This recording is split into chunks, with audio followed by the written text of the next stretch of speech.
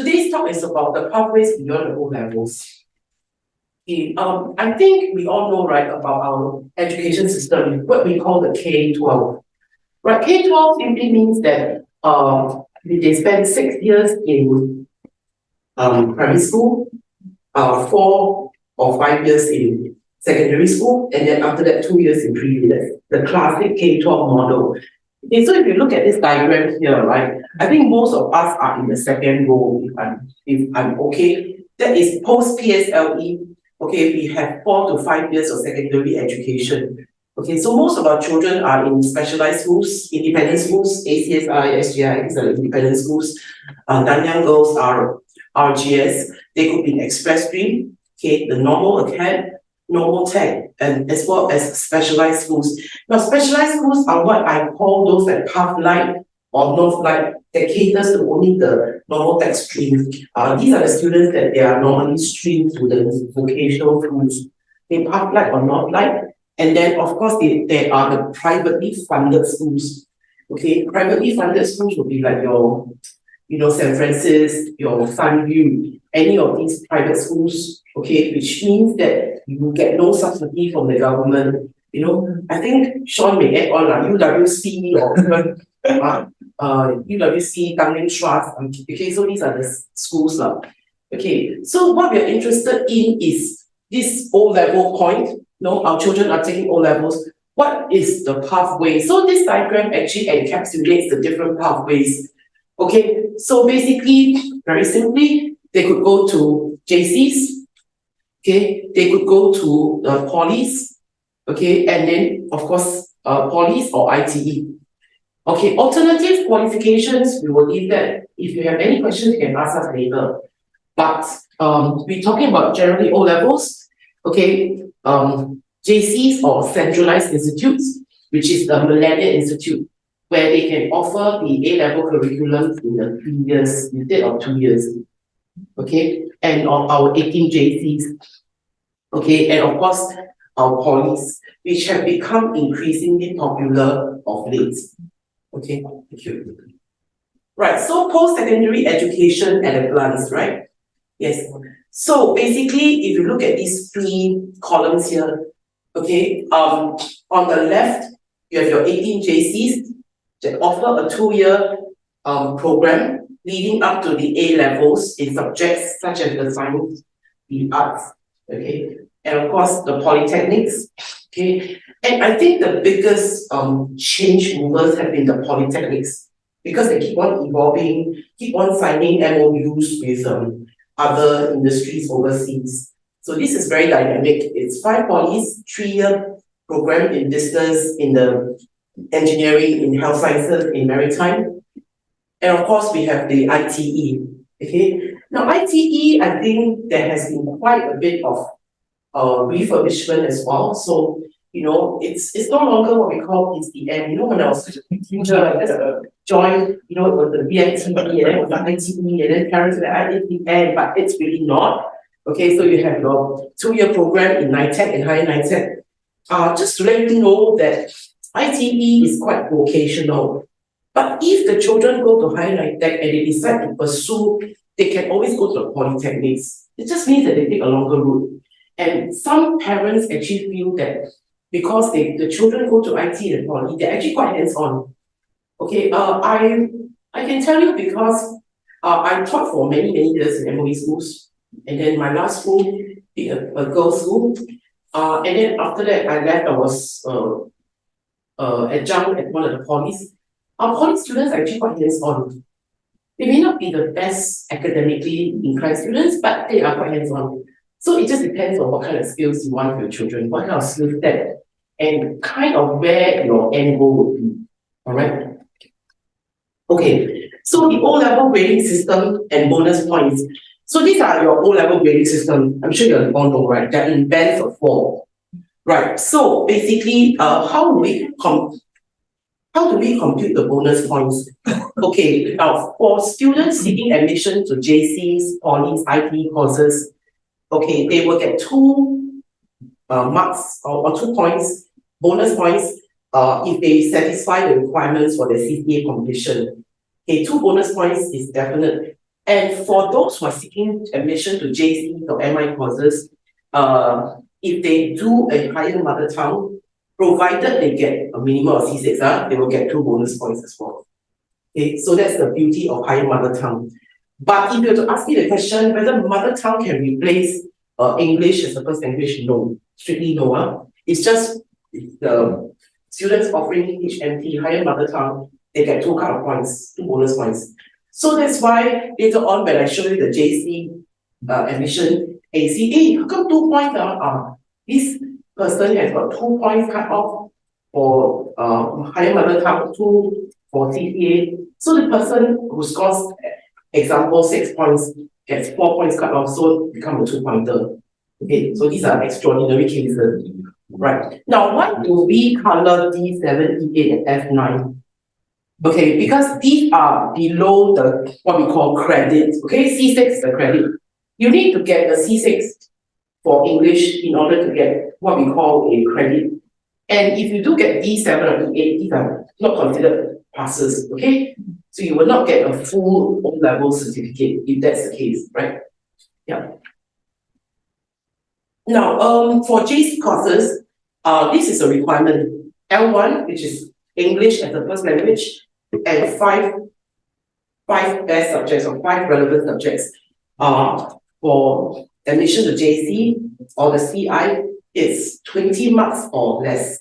Okay, so how do we compute the categories? The first relevant subject would be your humanities subjects, like your, applied humanities, applied history, social studies.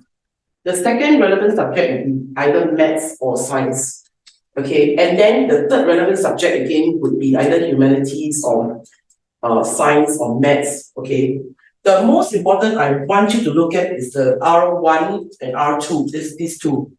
Okay, if you go to JC, you must pass social studies, you must pass humanities, you must pass maths or science. Then after that, this category, okay, and then 4 and 5, any other O-level subjects, having satisfied the requirement for here.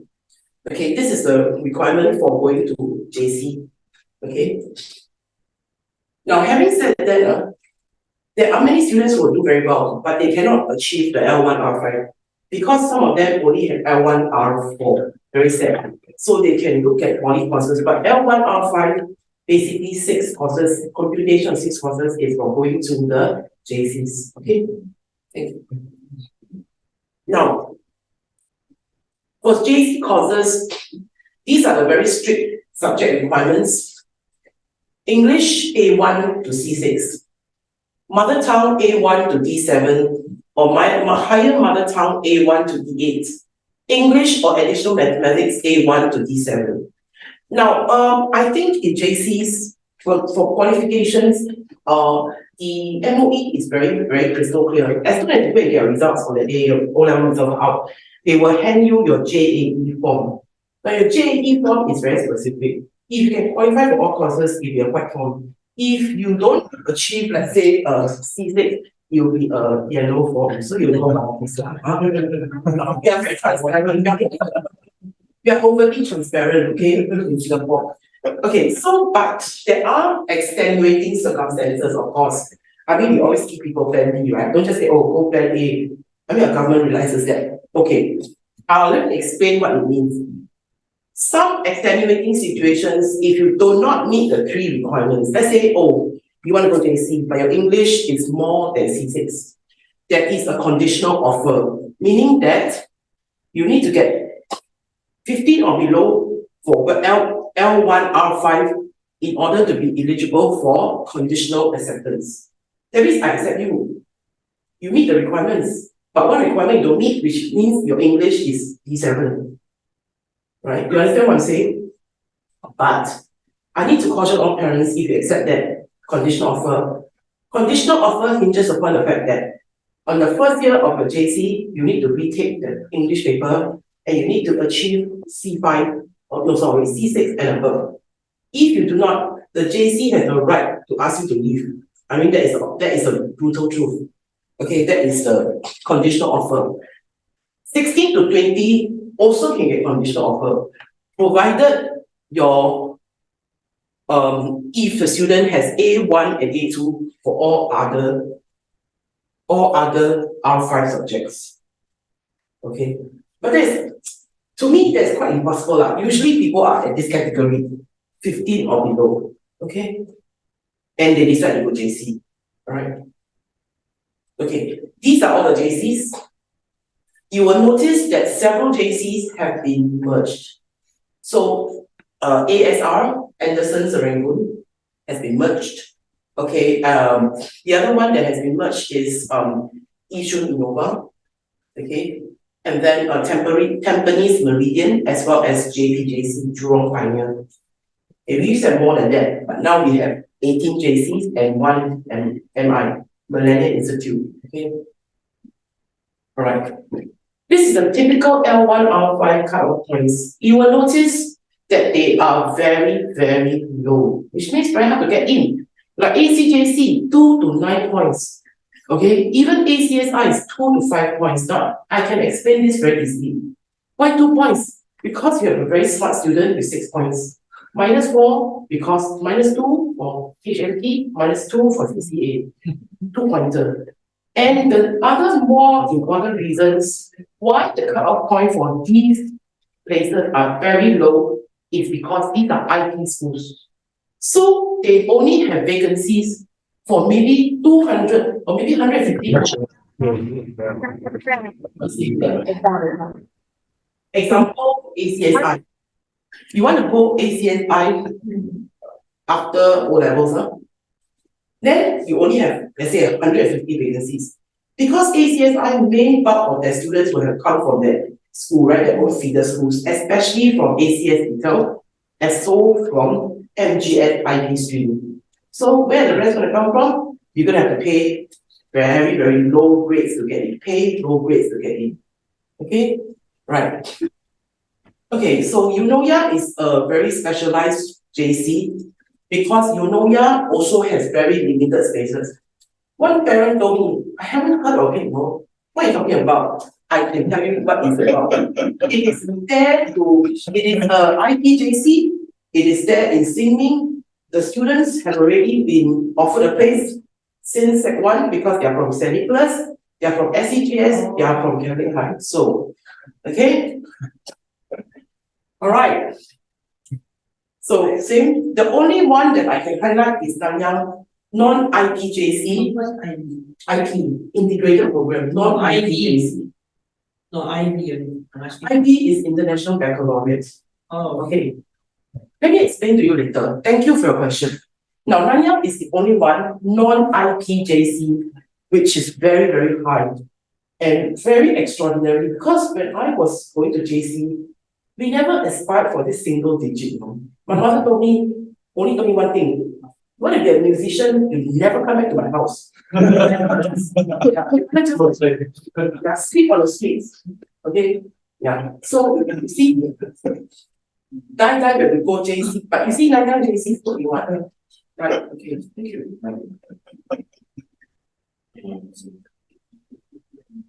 Okay, so these are the various JCs, right? Now, MI, a 3-year A-level program, eligibility criteria is L1, R4, not L1, R5, L1, R4 at 20 points. So, first language again, and all the relevant subjects, you can take a look at it, please. Okay. Now, there is some merit in doing the A-levels in 3 years. Number one, for millennial, I think the syllabus is not so condensed. It's easier for students who want to learn at lower pace, get at the A-levels. And by the way, millennials enrollment is quite high as well. So it's not too bad, it's an option. Many parents think, it's the end of the world, I don't get into A-levels. So millennial is something that they could consider, actually. It's not bad. And I do encourage students, all of you, and parents, before you actually decide which school to go to at the next step, just go to all the open houses. Go with your students, go with your children, check it out, okay? Yeah. Right, again, the bonus point system works, okay? 15 points or below if you don't meet the subject requirements, but only conditional offers. And the dangers of additional offers are the fact that you don't clear your English the following year, you will still be asked to leave. That is the problem. Okay? Yes. Right. This is our polytechnics. Now, I have to stress one thing. Polytechnics require English R2, that means two relevant subjects for their course of study. Like if they go to engineering, they need math and they need sciences. So R2 relevant subjects and B2 two best subjects. Okay. If you take a look at the EL R2 B2, you will notice that it is not true that if you can't study, then you go poly. These are my mother's words also. Because my mother is telling the same story to my children. I stopped her. I didn't ever say that. So if you look at the mean grading, okay, can you see Singapore Poly is 13.9? Okay, it is not easy. Why is it so? Let me explain. A lot of students that go to the poly today, they are not the students who cannot qualify for JC. Rather, they have forgone the JC admissions to go to poly. Okay, and this has actually driven up the poly admissions by a lot. So a course that is very hot in Singapore Poly, for example, like business and finance, their cut-off could be 5 points for 5 subjects. It's impossible for some people. It's very low. Okay, and then there is something called pharmaceutical science in Nanyang Poly that accepts only 7 pointers. So they already tell you, so the poly courses are still relevant and popular. It's something that you can, okay? So you can see here, even Republic Poly here, 22 points. No longer do I say, hey, 26 points I can go. No, 26 points, I think better go IT. That is a sad reality. Yes. So these are how we classify the relevant subjects, right? If you do pursue a humanities type of course, make sure that the first group of relevant subjects, you satisfy the requirement. Oh. Couple 6 Okay. So these are the relevant subjects for poly courses. Okay. The R2, which is the relevant first group of relevant subjects, then the B2, best 2 subjects, excluding the CCAs. Okay. Now, poly courses, we classify them under humanities, business, IT, engineering, maths, media, and design courses.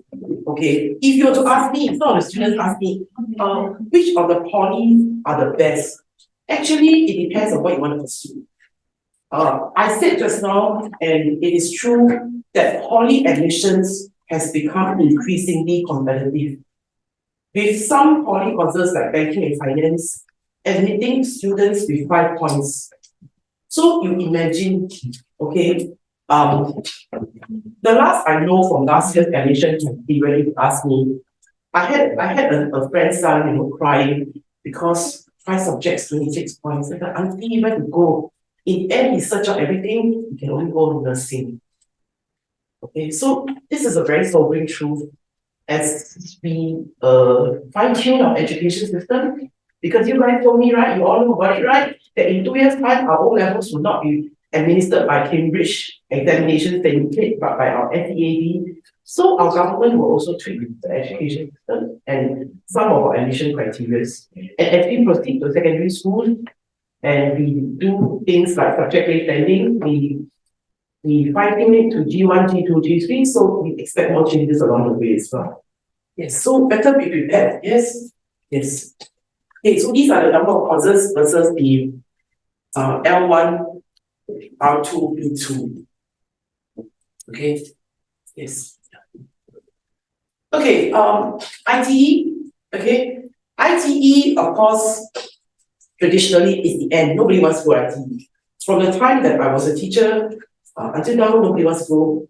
But unfortunately, if the students, and this is the truth, I have to warn you, if they get 5 subjects, L1, R5, R4, more than 22 points, you are really looking at ITE.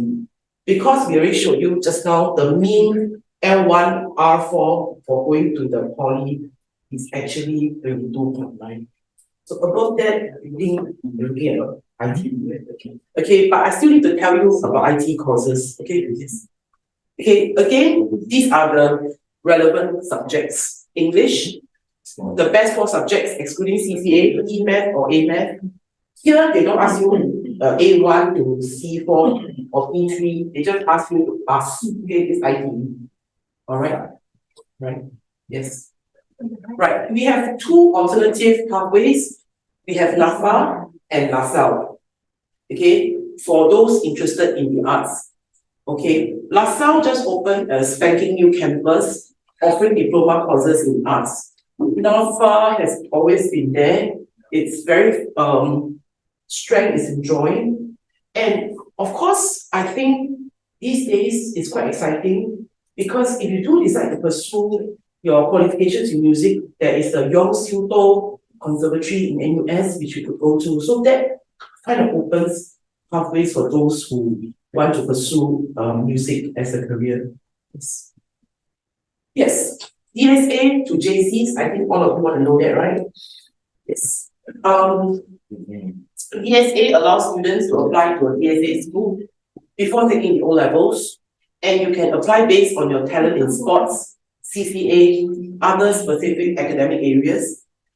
If you are admitted to a school through DSA or JC, the timeline is very tight.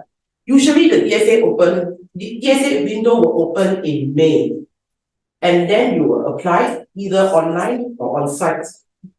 Bring your supporting documents, and then of course, they will be called in for period trial. By August of the year itself, you will know the results. Okay, whether you've got a firm offer or a conditional offer. Now, my experience with DSA tells me that even though they say, oh, to go to the JC, you only need 20 points, you need L1, R5, right? Regardless of the cut-off for the school, let's say RI is 5 points, but the DSA student could enter at 20 points. But they do still look at your results. Let's say you go for DSA trials, you are okay player, but you know your average is at 18 points versus Sean who's 16 points. I'll take Sean, right? So results still play a part. Yeah. Right. So you need to consider certain things. Okay. And transfer to another school is impossible. You must commit to your chosen school for the duration of the entire program. Right. Right. So this is the thing. I mean, I know some of you are younger than that, you're not going to JC right now. But ultimately, JC is your big step, right? So this is JC. It is a big step. Okay, and this is how we calibrate the scores. Okay, in JC, we calculate according to rank points. H1 are your lower level subjects like your GP, your Chinese, and your project work. And then H2 are your principal subjects like your math, your physics, your bio.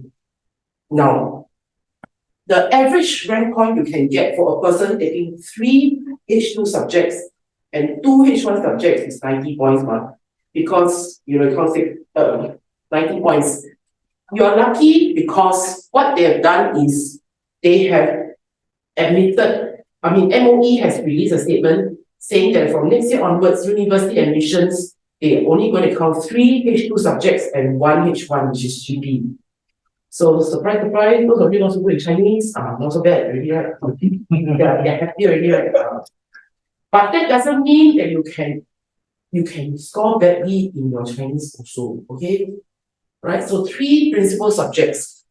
Now just give you an example. A student scoring, let's say, I will take the old scoring system of 90 rank points as the mean. So 90 rank points is the total points, right? Now 90 rank points in Singapore, where do we score in our 6 unis? 6 government-funded unis, where do we score? 90 points may be the best, but if you want to go medicine, you still need to do aptitude and interviews for sure. Aptitude tests and interviews, it's not a sure thing. Okay. Similarly for IB, maximum of 45. Still need interviews. Okay, so 90 rank points. So with the new scoring system, they take in 70 rank points. For example, if you were to get like based on the 90 rank points, 75 rank points, quite decent, right? All A's and B's. That qualifies you for accountancy. Okay, accountancy, NUS, NU. Okay, if you get lower than that, 65 to 69, that gives you engineering. Okay, so that is a reality. All right, every year it changes. Okay, so I'll give it to Mr. Terence. Yes. Right. Are you going to sit there? Yeah. I'll just stand here. It's going to turn the camera a bit. Okay. I'll change for you to side. Yeah, right. Do that. Those at home can see me. Hi, so I'm Terence. I'm the founder of ACE, and I primarily work with JC kids. So thanks, Alison, again for taking you through the first half. I'm going to talk a little bit more about JC, kind of what to expect, what subject combis are, and how basically things work. So maybe I'll just pick up from here first. I'll just want to pick up from here first. So every year I work with students from almost every single JC, and the commonality that we see for people who struggle a little with the step up is they were not prepared for that mindset shift. And I would say the reason for that is because a lot of kids that make it to JC, like very good JCs, VJ, some of them through O-level track making Raffles, people have the experience of cramming O-levels in 2 to 3 months and coming out at 6 points, and they go to JC and they're like, great, I'm going to do that again. But that doesn't work. And that's why in this slide, I started by saying, JC is a really big step up. I'll talk a little bit more about why and what makes it difficult later. But the first thing I tell all of my kids that come in J1, they come for my Head Start programs at the end of the year. I'm like, you need to be prepared to be a bit more consistent than you've ever been in the first 10 years of your education life. Okay. One of the questions that we get a lot, of course, is what's the difference between the H1, H2, and H3 system, right? Because you go from just subjects to suddenly, hey, I got this whole different thing. I guess the SBB is a little bit in this direction, but JC has its own nuances. So as Alison mentioned earlier, by default, GP and PW and your mother tongue is a H1 subject. So those subjects, you don't really have the opportunity to do them at a higher level. Now, most of the things that you're going to do, like for the math or the sciences, for history, for lit, for econ, it's going to be typically at the H2 level. So most kids, you're going to do 3 H2s at least. If you're a little bit better, maybe you'll be doing 4. And for those kids that are doing 3 H2, you basically get the option to step down one subject to a H1 level. So maybe, you like the sciences, you're doing physics, chem, math, but you're not so good at humans. So you might decide to do history at H1 level. So that's what I mean by you can take a step down. And then for kids that are really, really good, you sometimes get the option at the end of J1 to take an extra subject at a higher level, and that's where H3 will come in. But that's totally optional. That's something that comes on, on top of your regular combination. Yeah, so as I mentioned, GP and PW, compulsory, that's default H1. You don't really get an option on that. Some kids in very, very small numbers, even if we're talking about Raffles and Hwa Chong, some kids do what we call knowledge and inquiry, which is, I like to call it's the philosophy of learning, let's call it that way. So KI is something that can be done in place of GP. And the beauty is if you do KI, if you want to strive for KI, you can take one core subject less. So just now I mentioned that typically, you'll do 3 H2, 1 H1, maybe 3 sciences and a humans, or you might do 4 subjects at H2. If you do KI, you do 1 less than everyone else. But that also kind of tells you how difficult KI is as a subject. It's something that when you go in, you've got to take a placement test for. And in a cohort of 1,000 in Raffles, for example, only 30 kids will do KI. But it's definitely something to think about, right? Never close the door before you even think of it.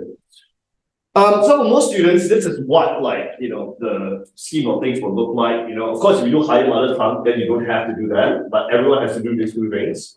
You're going to do 4 core subjects. It's either all 4 in H2 or it will be 3 H2 and 1 H1. I'll talk a little bit more about how to be strategic about the H1 later. And of course, if you're doing really, really well at the end of J1, then you have the option of doing H3. So if you're wondering, right, why would you make life even more difficult for yourself? Why would you do this? So I would say there are two primary motivations to doing H3. So for myself, I did H3 economics, right? Partly out of passion, partly because I wanted to do economics in uni. And this makes a difference if you're applying to overseas, right? You're applying to more competitive programs, you're applying for scholarships, and you want to have that extra differentiator because very often you go for interviews, you go for, you write admission essays. They'll ask you like, why do you want to study this subject? And one of the best ways to prove that you have a passion is you go above and beyond. You're like, I really like economics. I did economics at a higher level. And so, this is evidence, right? That this is something that I like and I want to do. So this is primarily to serve as a differentiator, I would say. Okay, now I would say this is probably the main focus of why I want to talk about JC courses and subject combination. So very frequently, parents reach this crossroads whereby you're like, okay, we're going to JC. Do we go science stream? Do we go art stream? Do we choose our subjects by passion? Do we choose it by aptitude? How do we think? So I talk to a lot of students and parents, and I always say that JC is like your final step before you go to university, right? This is the pre-U program. And a very good way to guide your decision-making process is you look at the universities you want to go to, the programs that you want to go for, and look for their prerequisites. Because the thing about prerequisites is that they are non-negotiable. So I'll give you an example. So I had a student, 39 point for IB, very good score, decided he wanted to do economics. He applied to UK. He wanted to go to LSE to do economics also. But unfortunately, he didn't do math at the requisite level. So there was no way they would let him for economics. Like there's no chance. They're like, we could accept you, but you're going to have to pick a different major. So the thing about university requirements, as far as subject are concerned, is it's non-negotiable. It's quite definite, and that's where you want to be a bit tactical. So the most common prerequisites are these three. So finally, for something like econs is a humanity, right? But econs prerequisite is math. You don't even need to do econs in JC to apply to economics. But if you don't do H2 math, they're never going to let you go in. So math is really important, chemistry is really important, and then it's going to be either one of these two. So the funny thing is for courses like medicine, right? A lot of people try to go for medicine. The key requirement for medicine is actually chemistry. You could do chemistry and physics and get into med school. You don't even have to do biology. So this is essential. Yeah. So I always say, look at uni courses. You don't have to decide at the point of JC what you want to do. But I would say as a rule of thumb, we try not to close too many doors off because once you say, I'm not going to do chemistry, you literally have almost no science courses that you can do. You can't do engineering, you can't do medicine, and it's like you have to be very definite that you don't want to do that. So that's how I typically, advise students and parents to think about it, which is you might not need to decide on what you want to do, but you want to be careful with what you're shutting yourself off too early on because you can't really change your mind halfway through. So as I like to say, prerequisites are one-way doors. You go through the door, there's no turning back. So you kind of got to decide that, okay, am I going to gun for the science courses or I'm probably going to do like the humanities direction, international relations, political science and whatnot. Okay, so how to pick. So I talked about this already, which is you're going to work backwards from your uni choices. And then as a secondary condition, I would say you can think about the subjects that you're good at. So I'll use my own experience, right? So I was in a funny situation at Sec 4 because my 4 best subjects were math, bio, history, and SS. So I had a problem because I wasn't great at the sciences, neither was I great at humanities. It was kind of in between. So my thought process was, actually, if I went with instinct, I would have picked history, lit, math, and econ because I actually do like the humanities a bit more. But eventually I did bio, chem, math, and econ. So I studied econs eventually. It almost didn't matter. But I picked bio, chem, math, and econs because I'm like, sciences are a bit more definite. They're a bit easier to score. You do your 10-year series, you're most likely going to be okay. But humanities, a little bit difficult. So that will be, the second way I think about it, which is you want to pick your passions, but you also want to be clever about how you get your grades. Because as long as you meet your prerequisites, right, the A is more important than what subject the A is for. We'll put it that way. Okay, the last thing is this, which is picking H1. So a lot of students will actually end up doing 3 H2s. and one H1s, right? Because like Alison said, nowadays, they're only going to look at the three H2s. So that's arguably more important to get those three right. So when you pick H1s, I tell my kids that you got to pick the H1s with the biggest discount. So what do I mean by that? Now, I guess a simple example. So I teach economics. This is what I'm most familiar with. This will be my example. So H1 is inherently supposed to be easier, right? There is less stuff. Exam papers are supposed to be simpler. But when we say simpler, that's relative, right? How much simpler is simpler? How much of a step down is really a step down? So if you look at this, okay, this is the amount of content you have to do for H1 and H2 records. So on the surface, right, I mean, you don't have to pay attention to what it is. You just look at it and you're like, hey, H1 is good because I do 3, H2 I do 5. But here's the problem. When you look at the exam format, okay, in H1, they do only what we call case studies, which is, to put it simply, it's a bit like comprehension. We give passages, you answer questions. But embedded in the 80 marks that you have to do, you got more than 4 essay questions to do. So the format is a bit different, but you still have to write a very long answer. So people think I pick H1, I only do case study, I don't have to do essays. But that's not very true, you see. You have these 4 very, very long questions. And every question they give you in H1 is compulsory. But you look at H2, although you have essays, you do 3 out of possible 6. You have a choice. So the way they set the paper at A levels, right? If I can just back up a bit. Just like I show you that there are 5 chapters here, right? So they'll set 1 essay from every chapter, right? And then 1 double up from macro. And you can pick 3. That means technically, although you have this essay paper, you don't have to study for everything. You can actually avoid certain topics that you don't like, and then just do the essays that you like. So actually, if you think about it, you go into the fine details. Is H1 a lot easier than H2? I tell a lot of my students that this is a very bad choice. This is a small discount subject. So people struggle, right? People go and take H1 econs and like, oh, it's a H1, I only have to do case study. You know what? All my H2 kids, they love to do essay more than they like to do case study. Everyone struggles with case study. Then H1 kids only do case study. It's a real nightmare. So what we know traditionally is a good big discount subject is like math. But math you have to be careful because as I said, you need H2 math for most things. But if you decide that you don't need to use your math, you want to do international relations, political science, philosophy, then you can consider doing H1 math because most kids' feedback is H1 math is a bit like A math. So the difficulty discount is actually quite great. So at this point, I also want to address one of the parents earlier online had a question, right, about whether it is possible to do H2 math without doing A math in O levels. So the short answer is it's possible. It depends on the school. Some schools will allow, some schools won't. But here's the thing. Even the kids that do A math, when they do H2 math, it's a bit of a challenge. H2 math is it's a big challenge. It's really a big challenge. You go in, you're going to start doing TYS on term 1 to make sure that you stay on top of things. So while it's possible, right, in such cases, not having A math and you want to do H2 math just means you really got to work a lot harder because there are things you learn in A math that carries over to H2, and if you don't have that, then that just makes it a bit more difficult. But that again is when if you decide that okay, I don't have A math and I don't need a H2 math, then H1 math is like a good, big discount subject to go for. Okay. I want to talk a bit about examination timeline. So earlier I mentioned, right, that JC is a big step up. So one of the primary reasons it's a big step up is because of the way the examination timeline works. Okay, so if you look at this, I mean, at first glance, it doesn't look too different from what you're used to in primary or even secondary school. So in J1, you have 2 major exams. You have one in the mid-year, and then you have one in September, which is your promotional exam, which you have to pass, obviously, to promote to J2. And of course, J2 is a lot more intense. You got your first block test in March, and then one in the mid-year, and then prelims, and then prelims. Okay, so it's 6 exams.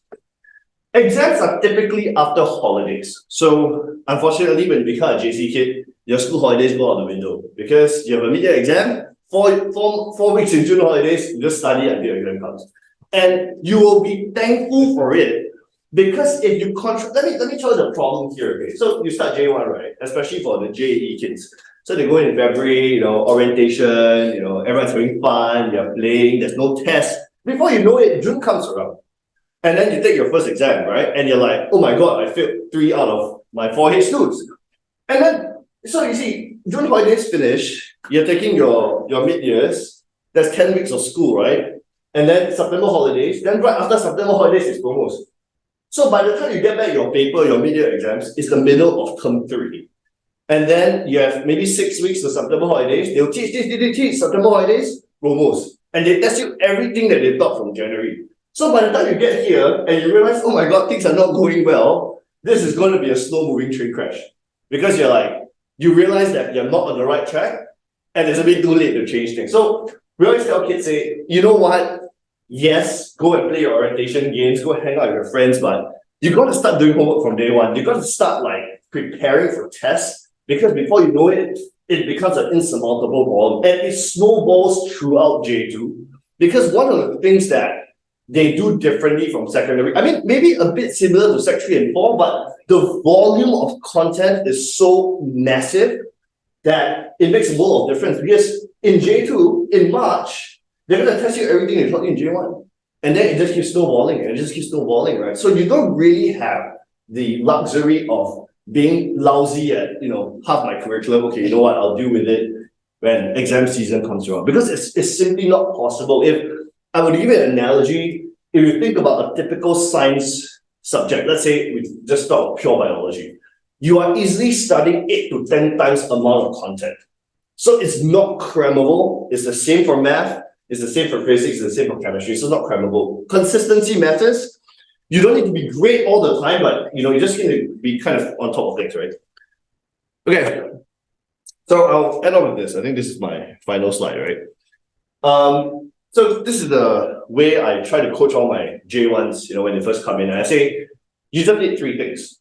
First of all, you need to be prepared to fail some subjects in JC. It happens. I didn't go through 2 years of JC, passing everything. I have my fair shares of S and U's. But when we say consistency, we don't mean consistently A and B. We mean every time you have homework, you do it. I'm very practical with my kids, with my students. I say, it's okay if you screw up the homework, but you must do it properly. You don't do it blindly. It's okay to get it wrong, but you got to do it. Every day you got homework, get it done. Every time you have a test. Now, the earlier slide when I talk about exam schedules, right? This is the big exams. I haven't counted the class test and lecture test yet. So when we say practice, I mean, you need to spend time studying every time you have a test. Again, it doesn't matter whether you study for a day, you study for 2 or 3 days, because sometimes you really have no time. They teach you until certain chapter this week, your class test is next week. It's 4 days away. And then you have homework, you have CCA, you got student. It's nuts. But, so I say, we be very practical. You don't have to be great, but you need to practice. We test you 3 chapters, you can't study all, you study 1 and you study really well, and you judge your performance based on that 1 chapter that you study. So the practice is important because going from secondary to JC, you will find that the disconnect between what the teachers teach and what they test gets a lot bigger. Which is, you go to class, you listen to your teacher, hey, this thing sounds easy. You go and look at the exam, you're like, oh my God, what's this? So I like to give this analogy, right? I like to say, it's like you go for cooking class and they teach you how to boil an egg. But then when you go for the exam, they're like, make me an egg souffle. What's an egg souffle, right? You only taught me how to boil an egg. So that's the problem in JC, and TYS really, it seems quite logical, but it helps because it attunes you to what the marking requirements are and you want to learn that early. And finally, this is one habit I think a lot of kids cannot build in the early days because you never really have to do it. You can get through O levels and everything before that without making a single note in your life. And then when you get to JC and you do bio, I think my bio notes were 800 pages combined in 2 years. Econs, 500-600 pages. Chemistry, maybe 400. So how are you going to study all of that without making notes? You got to condense, right? You take your 800-page bio notes, compress it into 20 pages. Then 2 weeks after exam, you can look at the 20 pages. Because if it's 800 pages, just reading the notes, don't talk about practice, just reading the notes, you run out of time already. So just 3 pillars, right? Do homework, practice, make notes. But JC it's fast and furious, right? Like I said, you start February, before you know it, it's actually not even a 2-year program, it's like a 20-month, 19-month program. So you don't have to be spectacular, no, don't get me wrong. Like I tell my kids, sometimes they feel a bit discouraged. They're like, oh my God, I need to be A student to do that. I say no, I say it's about putting one foot in front of the other. You need to go through the process, you do your homework, you study for a test, you can get C's and D's throughout school exams. It's okay. It's okay because at the end for A levels, you have like a 6 to 8 week study break period. And I say that's the most pivotal because there's no more classes, it's just a straight run. You have all the time in the world to go and focus on studying for that one exam. But if you don't do this first, by the time you get there, you're starting from ground zero, and that's not enough time to finish. Yeah, I think that's it, right? Yeah. Back to exam. Yes, of course. Come. I got one question. Come, Alison.